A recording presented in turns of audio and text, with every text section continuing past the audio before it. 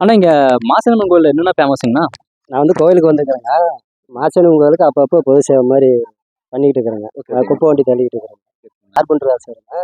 போயிட்டு வந்த நேரம் இப்போ செய்வேங்க. Okay okay. அது ஒன்று தான். நீங்கள் எந்த ஊருங்கண்ணா? நான் சேலங்க. சேலத்துலேருந்து சேலம். இந்த அம்மா கிட்ட எது வேண்டிட்டு போனாலும் நடக்கும் கண்டிப்பா.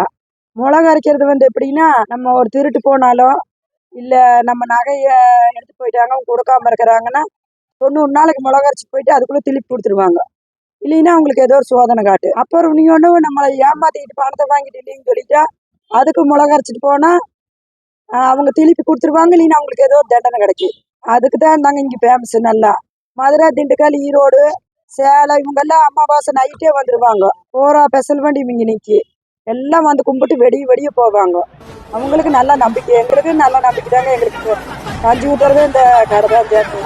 வியாபாரம் நம்பிக்கை நாங்கள் இருக்கிறோம்.